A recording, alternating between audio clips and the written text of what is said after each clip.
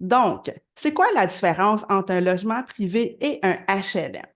Hein, on s'entend là, dans un logement privé, mais vous avez le choix. C'est sûr, là, selon votre portefeuille aussi, ces temps-ci, c'est de moins en moins évident de se trouver un bon logement privé. Donc, la particularité d'un logement privé, essentiellement, c'est que vous pouvez louer le logement que vous voulez, de la grandeur que vous voulez, peu importe la taille, en autant que que vous ayez le portefeuille assez grand pour le louer. Donc, si vous êtes une personne, mais vous voulez louer un 5,5, ben, vous avez les sous pour le payer, ben, vous le louez, vous passez les étapes normales, vous signez un bail et tout ça. Et vous avez le logement, vous emménagez au moment où c'est convenu avec votre propriétaire. Dans un HLM, malheureusement, ce n'est pas le cas parce que vous obtenez, je vais juste enlever parce que je vois des visages dans mon texte, vous obtenez le logement qui correspond à la composition de votre ménage. Si vous êtes seul, vous n'avez pas le droit d'avoir un 5,5. C'est vraiment selon la grandeur de votre ménage et le nombre de chambres. Donc, il y a deux règlements là, qui régissent les HLM, c'est le règlement d'attribution et le règlement de location. Donc, votre logement vous est attribué selon votre besoin. Donc, soit un logement dans la catégorie famille ou un logement dans la catégorie aîné. Aussi, le logement, le nombre de chambres, c'est limité à vos besoins. Donc, pour un couple ou une personne seule, pour une personne seule, c'est soit un studio, un 3,5, et un couple aussi, c'est normalement un 3,5. Ensuite, le nombre de chambres augmente selon la grandeur de votre ménage. Et puis, dans le HLM, vous n'avez pas le droit de déménager quand bon vous semble ou comme bon vous semble. Alors que dans le privé, lorsque vous avez fini votre bail, en autant que vous donnez un avis dans les délais, vous pouvez quitter votre logement quand vous voulez et vous pouvez louer un autre logement. Est-ce que ça, vous voyez déjà la nuance entre les deux, la différence? Faites-moi des petits pouces là. Ouais, pouces. Excellent, excellent. Donc, on va commencer tout de suite par le jeu parce que vous saviez que le 11 juin, c'était la journée nationale du jeu au Québec, hein? Ils ont décrété ça. Fait que là, je me suis dit, pourquoi pas faire un jeu avec vous? Donc, le jeu des vrais ou faux, hein? Donc, vrai ou faux? Allez-y avec les pouces. Donc, il est possible de transférer de logements. Là, on parle toujours des HLM, hein? Il est possible de transférer de logements sans raison. Vrai ou faux? Faux. Ah, OK. Excellent. Je vais regarder les autres si je vois d'autres personnes. Vrai ou faux? Les pouces, les pouces. Bon, mais vous êtes pas mal tous des premiers de classe, du moins ceux qui ont allumé leur caméra. Effectivement, c'est faux. En HLM, on ne peut pas transférer de logement sans raison. D'un coup qu'on s'est fait attribuer un logement, qu'on l'a accepté et qu'on habite dedans, il faut avoir des raisons spécifiques pour demander un transfert. Donc, c'est généralement faux. Deuxièmement, si votre logement est trop petit pour le nombre d'occupants, il est possible de faire une demande de transfert. Vrai ou faux? Pouce, pouce, pouce, montrez-moi vos pouces. OK. Ah, l'écoute collective, c'est le fun de voir ça, là. OMH, HR, bravo. Mon Dieu, on peut presque arrêter l'atelier parce que là, vous avez 100%, là. OK. Donc, effectivement, si votre logement est devenu trop petit pour le nombre d'occupants, par exemple, si vous avez eu plus d'enfants, si, par exemple, votre fils est revenu vivre chez vous ou un parent, vous accueillez un parent et c'est pour être plus long terme, vous pouvez faire une demande de transfert de logement et ça s'appelle une demande de transfert pour suroccupation. Donc, oui, c'est vrai. Troisième question. Tous les offices possèdent une politique de transfert de logement. Vrai ou faux? Ouais, ça semble être pouce vers le haut. Marilyn, Binière, est-ce que vous mettez un petit pouce? Ah, Gérard Poitras dit que non. Laurentides. OK, excellent. Je dirais que 80 des gens n'ont pas la bonne réponse. Donc, c'est pas vrai que tous les offices possèdent une politique de transfert de logement. Par contre, c'est ce qu'on aspire, c'est ce qu'on souhaite. On veut que tout le monde, que tous les offices aient une politique de transfert de logement, puis que cette politique-là soit juste et humaine aussi, hein. Et puis, faites attention aussi, dans le fond, pour les représentants des locataires au CA de l'Office et ceux qui sont au comité de sélection, assurez-vous qu'il y a vraiment une politique de transfert de logement, puis qu'elle est correcte, qu'elle est juste et équitable.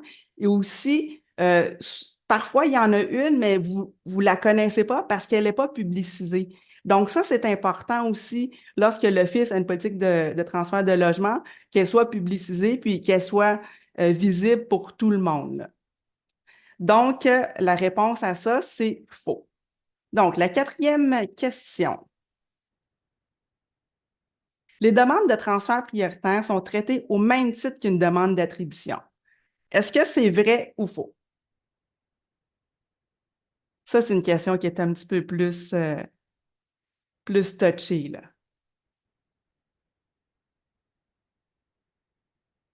C'est moitié-moitié.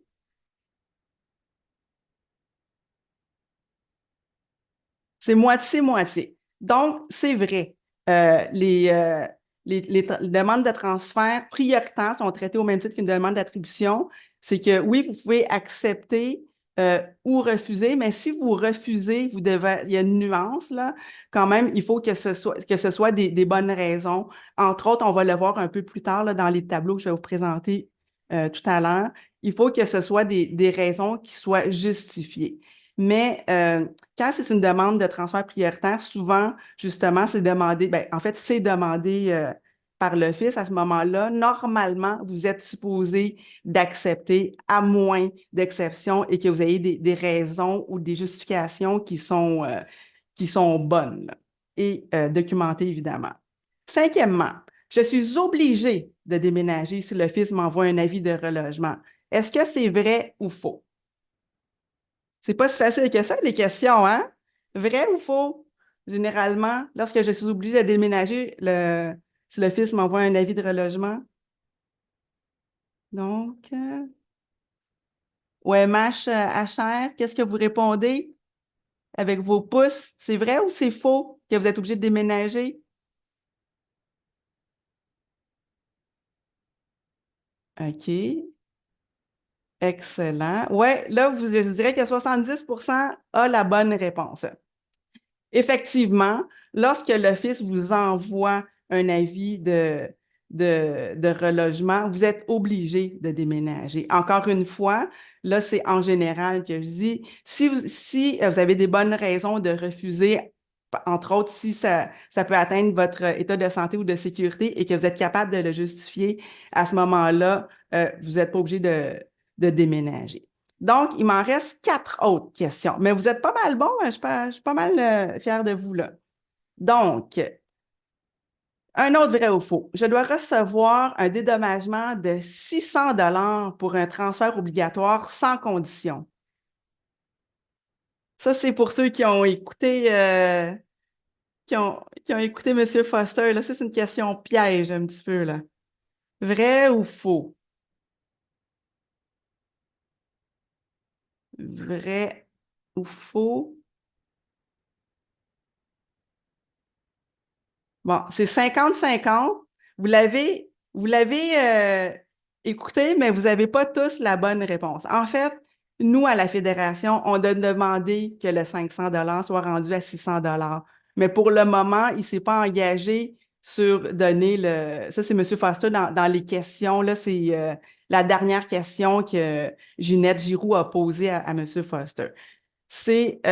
Notre demande est très justifiée. Par contre, là, présentement, on n'a pas encore d'engagement. L'engagement qu'on a, c'est qu'ils vont se pencher là-dessus et au courant de l'année, ils vont travailler là-dessus et on aura une réponse, nous souhaitons, là, au courant de l'année. Mais présentement, c'est toujours à 500 dollars.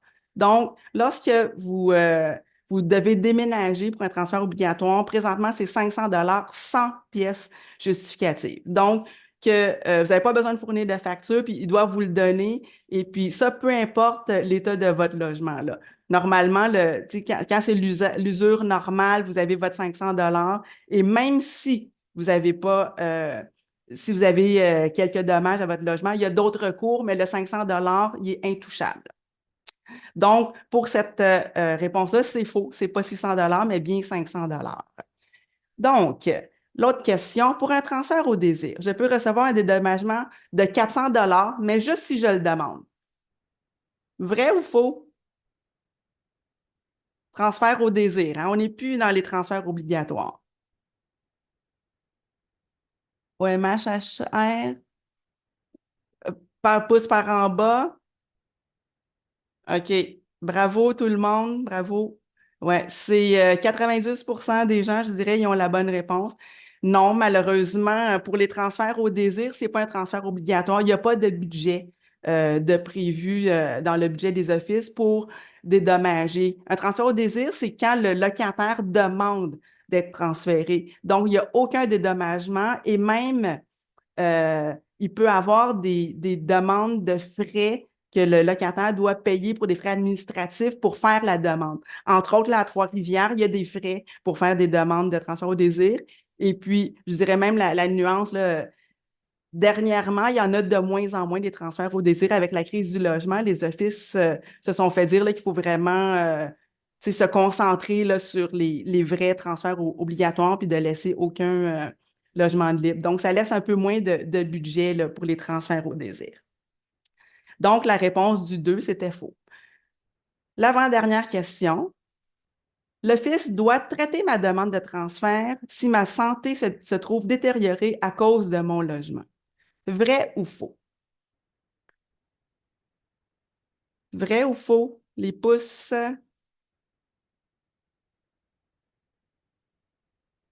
Excellent. Excellent. Je dirais que 95% des gens ont la bonne réponse. Bravo, les amis. En fait, oui, euh, si votre état de santé se trouve détérioré, donc on appelle ça un transfert obligatoire pour des raisons de santé et sécurité. Évidemment, comme je disais au départ, il faut toujours que ce soit justifié par des biais de médecin ou d'un spécialiste. Il faut vraiment que ce soit prouvé, que ce soit vraiment documenté par des preuves. Donc, c'est ça Ah, j'avais une autre question. Bon, je pensais avoir fini, mais il me reste une autre question. Donc, ma dernière question, je peux rester dans mon logement devenu trop grand pour moi si j'ai 80 ans. Vrai? Vrai? Ah, là, j'ai des gens de Trois-Rivières qui répondent, donc ils faussent un petit peu la donne. Faux, faux, faux, faux. Ça, c'était ma question un petit peu bonus, je vous dirais. En fait, nationalement, il n'y a pas de règlement. Un peu comme qu'est-ce que Claude Foster disait tout à l'heure, le PDG de la SHQ. C'est sûr, là, mes personnes de Trois-Rivières, ils ont fait un pouce par le haut parce que, heureusement, avec le CCA de Trois-Rivières, la Fédération et le CCA ont travaillé pour changer localement le règlement. À Trois-Rivières, à 70 ans, ils sont plus obligés de déménager. Justement, ils ont cru bon, ils ont dit, ben, pour nos aînés, c'était beaucoup plus de troubles de les déménager pour tous les dommages que ça peut faire que de les garder dans leur logement. C'est sûr que si quelqu'un est seul dans un 5,5, on s'entend que ça fait longtemps qu'il aurait dû le demander, le transfert, là, parce que tu n'arrives pas tout d'un coup dans un 5,5 ou dans un 6,5 quand tu es seul, là. Donc, le travail aurait dû se faire bien avant et ils se sont dit que rendu à 70 ans, non, on déménage plus les gens. Puis ça, c'est des politiques justement que nous, on prône, des politiques qui sont plus humaines, qui sont plus basées sur la compassion et sur le locataire. Et l'autre exception que je dirais au niveau du 80 ans, à Montréal non plus, ils ne transfèrent plus là, à 80 ans, mais présentement, c'est décidé localement. Donc, ça, c'est une des demandes là, qu'on a fait. Là, c'est la demande que Ginette a fait là, auprès de Claude Foster. Présentement, ça va être encore comme ça localement. Et puis, on travaille quand même, nous, là-dessus, à la Fédération pour mettre pression sur la SHQ pour changer ça, pour que ce soit traité de façon plus humaine. Donc, ben là, on a fini vraiment là, la section des vrais ou faux. Comment vous avez trouvé ça, le petit jeu? Pas trop difficile? Excellent. Fait que là, on va y aller un peu plus dans le core. Là, le jeu, ça a pris un petit peu de temps et puis je vais quand même passer un peu rapidement. Puis ceux qui sont dans l'atelier, vous pouvez m'écrire après si vous désirez avoir la présentation PowerPoint, je vais vous l'envoyer. Là, on est déjà rendu à 2h moins 2 et puis dans 16 minutes, Patricia va nous ramener à la salle. Fait que, mais avec les vrais ou faux, en fait, pour être honnête, j'ai quand même tout adressé déjà d'avance qu'est-ce que je vais discuter avec vous présentement. Donc, c'est plus un récapitulatif. Donc, quels sont vos droits et obligations comme locataire d'HLM? Hein? Donc, qu'est-ce que la loi permet au niveau des transferts obligatoires? Donc, la loi, ce que ça permet, c'est l'article 1990 du Code civil du Québec permet aux locataires, donc à l'Office, hein, en tout temps, de reloger dans un logement approprié un locataire qui occupe un logement d'une catégorie autre que celle à laquelle il a droit. Il doit donner un avis de 3 mois au locataire, lequel peut demander la révision de cette demande, de cette décision dans le mois de la réception de l'avis. Donc, c'est ce que je vous disais tout à l'heure.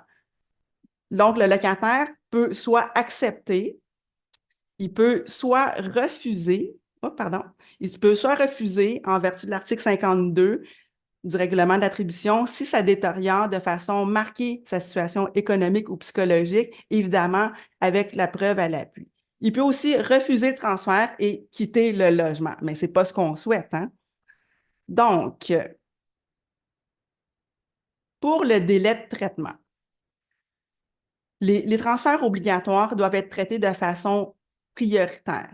Ça, les transferts obligatoires, c'est des problèmes de santé ou sécurité ou quand c'est en suroccupation ou sous-occupation. Ça, c'est lorsque le locataire le demande, ça doit être traité de façon obligatoire. L'avis, l'Office doit donner un avis de 3 mois avec une offre d'adresse précise. En fait, un office ne pourrait pas envoyer à tous les locataires du même immeuble dire, ben, vous n'êtes plus dans la bonne catégorie de logement, on va vous transférer dans 3 mois. Il faut vraiment que la lettre que vous receviez ait une offre d'un logement précis. Ensuite, vous avez 1 mois. Quand vous avez une offre d'un logement précis, vous avez 1 mois pour dire que vous acceptez ou que vous refusez. Et puis, si vous refusez, à ce moment-là, vous devez le faire dans le mois et vous pouvez aussi le contester au tribunal du logement si l'Office n'accepte pas votre réponse. Mais c'est sûr qu'à ce cas-ci, dans ce cas-ci, on espère là, que ça n'aille pas au tribunal du logement. On veut que le locataire et l'Office puissent trouver un terrain d'entente. Hein. L'idée, c'est pas de mettre les gens à la porte. Là. L'idée, c'est vraiment que le locataire soit dans un logement qui lui plaît et que l'Office puisse reloger le locataire dans le logement qui lui plaît. Au niveau de l'offre de logement, l'Office est obligé d'offrir au moins un choix de secteur. Et le locataire doit faire le choix d'au moins un secteur. Si le locataire reçoit une offre dans le secteur qu'il a choisi, il est obligé d'accepter. Donc, ça, il est obligé d'accepter l'offre qui est donnée. Et les seules raisons qui font en sorte qu'il peut refuser, c'est que si ça peut atteindre sa santé, sécurité ou donc c'est ça, santé, sécurité ou c'est ça. Donc, le dédommagement, pour un transfert obligatoire, c'est 500 sans condition. Donc, comme je vous disais tout à l'heure, l'Office doit donner 500 sans demander de facture ou quoi que ce soit. C'est vraiment un 500 et le locataire reçoit 500 ne doit pas fournir là, de preuves ou quoi que ce soit. Donc, maintenant, on se rend au transfert au désir. Les transferts au désir, il y en a plusieurs qui ne connaissent pas ça. Hein? Effectivement, ce n'est pas tous les offices qui ont une politique de transfert au désir. C'est ce qu'on souhaite. On aimerait ça qu'il y en ait de plus en plus qu'il y en ait, mais c'est sûr que il n'y en a pas tant que ça des offices qui ont des politiques de transfert au désir. Lorsqu'il y en a, donc un transfert au désir, c'est quand le locataire veut déménager par lui-même et fait une demande. Donc, au niveau du traitement, c'est traité par le comité de sélection selon la politique de transfert qui est propre à chaque office. Donc, les cas possibles de transfert au désir, c'est quand un locataire n'est pas bien dans son logement, mais que ce n'est pas une raison de santé ou sécurité. Un transfert au désir. Ou quand un locataire veut changer de lieu de résidence, ou quand il veut se rapprocher de sa famille, etc., pour toutes sortes de raisons. Donc, le délai de traitement, ben, il est non prioritaire et puis c'est à l'office d'accepter ou de refuser la demande. Par contre, si l'office accepte, il doit offrir un logement qui correspond aux demandes du locataire. Donc, le locataire, d'un coup, qui se fait offrir le logement, il peut accepter ou refuser l'offre, mais sachez que s'il refuse l'offre, ça se peut qu'il y ait des conséquences qui viennent avec ça. Ça se peut qu'il y ait des offices qui disent, ben, si tu refuses à ce moment-là, c'est un an de pénalité avant de pouvoir refaire une autre demande. Mais tout ça, c'est géré localement, là, comme qu'est-ce que M. Foster disait aussi là, pour les politiques de transfert. Donc, si jamais l'office refuse, hein, obligation en cas de refus, donc il doit indiquer au locataire, il doit envoyer une lettre qui indique au locataire c'est quoi la raison du refus. Et puis, il doit aussi indiquer dans la même lettre les recours possibles en cas de désaccord avec la décision. Puis, il doit indiquer dans la lettre les délais pour contester la décision. À ce moment-là, ben, le locataire peut contester la décision au tribunal du logement.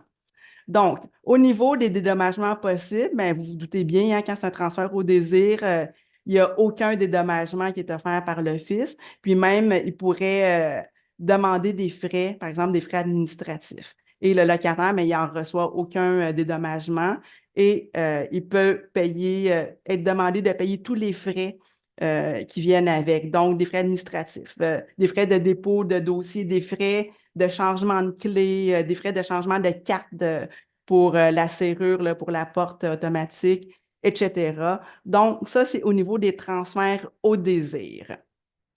Un dernier type de transfert, hein, ça, c'est un transfert que je dirais, je pense que 90% des gens connaissent même pas ce type de transfert-là. C'est des transferts qui sont de gré à gré. Pour être honnête, je dirais que c'est le type de transfert qui sont permis essentiellement dans les offices où il n'y a pas une très, très grande liste d'attente, en fait. Il y a des offices, justement, qui permettent les transferts de gré à gré. Pour des logements, c'est deux locataires qui s'entendent. Par exemple, ils peuvent habiter dans le même immeuble, la même catégorie de logement, la même grandeur, les mêmes besoins, mais quelqu'un habite dans le haut et préfère être est rendu à mobilité plus réduite, préfère descendre en bas. Quelqu'un qui est en bas préfère être en haut. Ils font un échange à l'amiable entre eux, mais ils doivent demander l'accord de l'Office. Donc, ça, c'est un transfert qui est encore inconnu là, pour la plupart des gens. Donc, le fonctionnement, c'est pour les transferts de gré à gré. L'Office peut faciliter en affichant les logements de personnes intéressées à échanger de logements de même catégorie, de même grandeur. Pour le locataire, ces deux locataires peuvent s'entendre entre eux et faire une demande à l'Office. La décision, l'Office peut accepter ou refuser. Si l'Office refuse, ben, il n'y a aucun recours. Au niveau du dédommagement, l'Office offre rien, le locataire ne reçoit rien. C'est assez simple.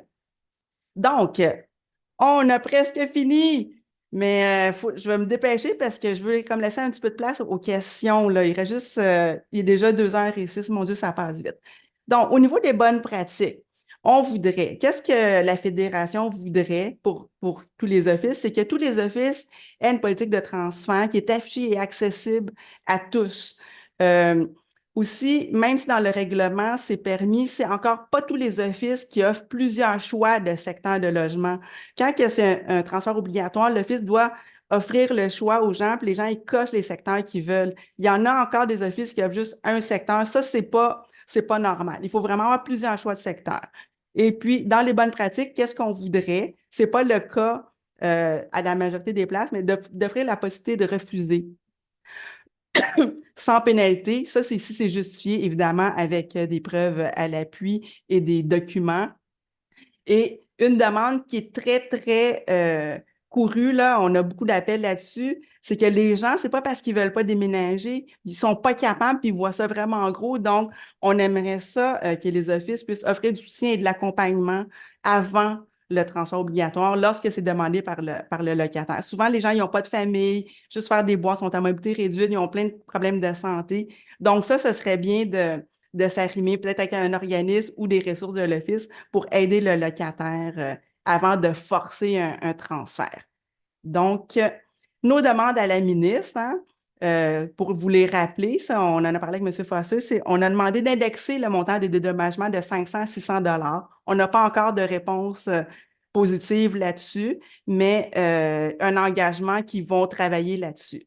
Ne pas obliger les transferts pour les 65 ans et plus. Ginette a s'est trompée, hein, parce qu'au départ, notre demande était de 70 ans, mais avec la nouvelle loi qui a passé, la loi Françoise David, ben, notre demande est d'appliquer la même politique autant dans les HLM que dans le privé. Donc, ne pas obliger les transferts pour les 65 ans et plus. Et la dernière demande, c'est de respecter les choix des territoires lors des transferts de logement. Donc, faites un petit marathon là, de présentation. Est-ce que vous avez des questions?